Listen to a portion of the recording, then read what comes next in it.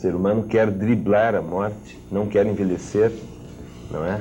E não quer, evidentemente, morrer, né? Consequência inevitável do envelhecimento e da doença. É muito ancestral essa questão. Já Aristóteles falava nos 6 medos básicos do ser humano: medo à crítica, medo a perder o objeto amoroso, a perder a pessoa amada, medo à homossexualidade, medo à doença, à velhice e à morte, não é?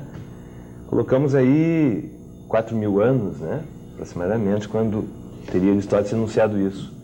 A tendência é sempre projetar para o afora aquilo que é de dentro, não é? Nós temos muito mais facilidade de manusearmos com os nossos perigos externos do que com os nossos perigos internos. Eu creio que é uma ilusão, não é? Ainda que seja uma ilusão válida. Me faz lembrar Woody Allen, que diz que fazer amor com a pessoa não amada, uma pessoa desconhecida, é uma ilusão, mas é a mais feliz e mais prazerosa das ilusões. Eu creio que é válido a cirurgia plástica desde já, porém eu colocaria em primeiríssima instância a mudança do esquema psicológico antes da mudança do esquema corporal, como academicamente chamamos, né? Sim, foi o que disse o Dr. Garcia. Isso, né? exatamente. Eu creio que o ser humano, antes de tudo, é um ego corporal. Antes de tudo, antes da psique amadurecer, nós somos o nosso corpo. E temos 3 medos fundamentais do nosso corpo, né? Ou melhor, a nossa existência: o medo ao corpo, o medo à natureza, né? E o medo social. Se nós conseguirmos conviver melhor com o nosso corpo, algo já está feito, já que contra a natureza não podemos lutar muito, somos subjugados à natureza, não é? Somos seres muito frágeis, ameaçados, e eu creio que não há, em realidade, e o Dr. Garcia concordaria comigo, uma separação entre mente e corpo. Tudo que se opera no corpo repercute na mente, cara e coroa da mesma moeda e vice-versa, não é? Mas eu começaria pelos adentros, né? Porque eu conheço um caso, por exemplo, de uma pessoa que, através de uma cirurgia plástica, reduziu 40 quilos e suicidou-se uma semana depois. Claro, porque não houve nela um preparo psicológico para se aceitar, né? Para aceitar-se plasticamente, corporal e fisicamente, não é? Com outro ego corporal, que o ego também é corporal. Então, eu recomendo que haja, não é, uma profilaxia, né, a nível psicoterapêutico, para que uma pessoa possa se reconhecer, porque a nossa briga maior em nossas vidas é com o espelho, não é? É uma briga com o nosso dublê, que é o espelho. Não é por acaso que Borges escreveu metade da sua obra poética em torno ao espelho, não é? Se nós não nos reconhecemos com o nosso corpo e não nos sentimos nós mesmos, vivemos um permanente estado de sinistro, de sensação de sinistro. O sinistro é o medo de nós mesmos. Mais profundamente, é o medo do nosso inconsciente. Algo muito pior do que um pavor, não é? Ou um pânico. Nós interrompemos momentaneamente para girar mais um espaço comercial e voltamos com o Dr. Luiz Carlos Garcia, o Dr. Paulo Alberto Rebelato e o representante da Boticário, Fernando Henning. Faria cirurgia plástica, guerrilheiro Omar Fer? Olha, é uma pergunta até certo ponto constrangedora. Sabe que eu não sei? Não sei. Talvez eu me inspirasse. Olha, o Tertuliano, o Adonis, o Dorian Gray e o Fausto do Goethe. Esses 2 últimos fizeram um pacto com o demônio para preservarem a juventude, não foi isso, doutor? Sobretudo Dorian Gray, né? Sobretudo Dorian Gray. Pois o Dorian Gray depois se transformou num criminoso, né? Talvez eu prefira ser eu mesmo. Dr. Dib. Olha, eu estou contente comigo mesmo, mas eu não diria que eu nunca faria uma intervenção para melhorar esse ou aquele detalhe. Eu acho que não tem problema nenhum, não. Não tem.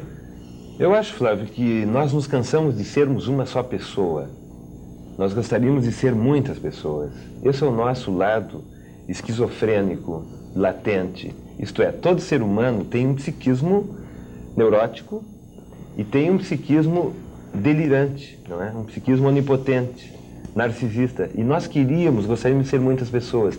Quem não se cansa de ter a mesma cara, de viver a mesma realidade? Olha, eu não Então a sei, cirurgia eu plástica tô está a satisfeito favor comigo. dessa fantasia. Eu estou satisfeito, cara. Além Eu do não quero rejuvenescimento, trocar. Não quero trocar da com ninguém. alteridade, de sermos outrem. Doutor Rebelato, e nós que de alguma forma somos políticos e que sempre tivemos esta cara para os nossos eleitores, como mudá-la?